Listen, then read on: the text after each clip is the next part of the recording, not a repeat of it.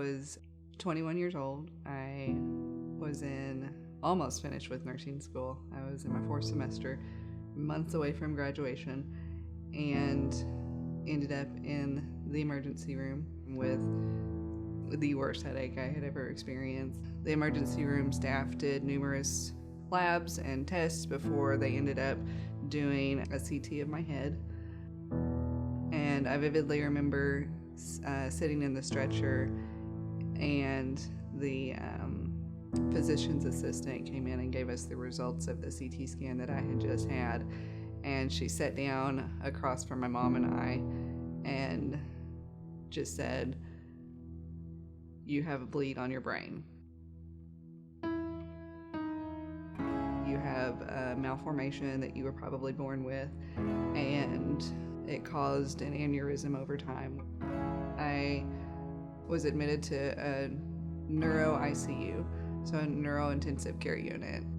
Before I went into surgery, I also remember them going over like my informed consent, and that might be medical jargon to some people. So they basically told me the risks of my surgery, like what they were going to do, how they were going to do it, and that what could potentially go wrong, basically, so that I was making an informed decision when I signed my consent. And I got really emotional and talked to my dad and was like, if anything does go wrong, if these possible negative things that they say could happen, if they really do happen, and you have to make decisions for me, like, I don't want to remain on life support for years and years, let me go.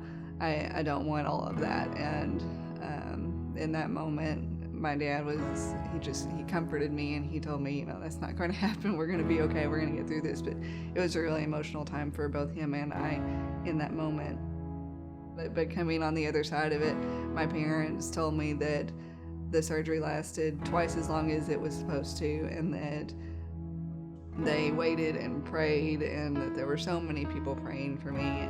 Like, I got to look back at a lot of social media posts, and people wrote me letters and made me posters and prayed so hard for me. And when I came home, people would come up to me and were like, this was not just we paused in the middle of our day to say a prayer. This was, we were on our knees praying for you. And that was such a huge impact, and such a big deal, knowing that people cared about me enough to completely stop their days and take time and intercede for me.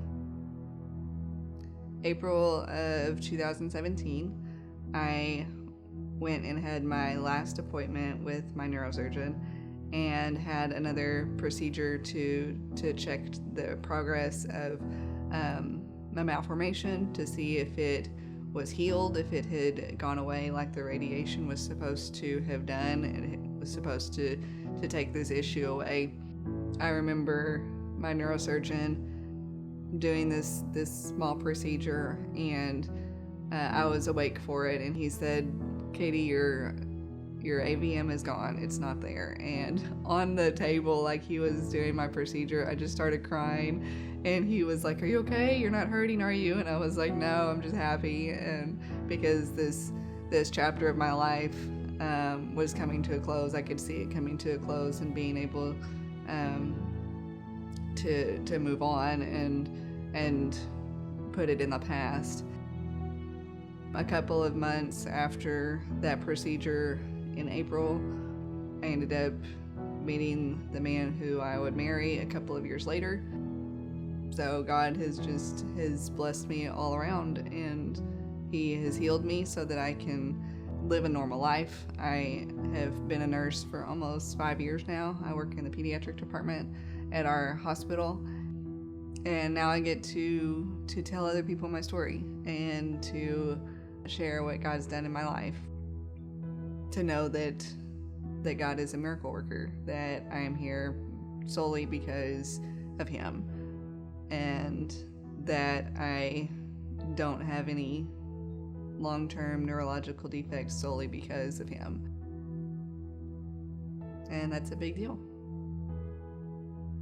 My name is Katie Howard, and this is my story.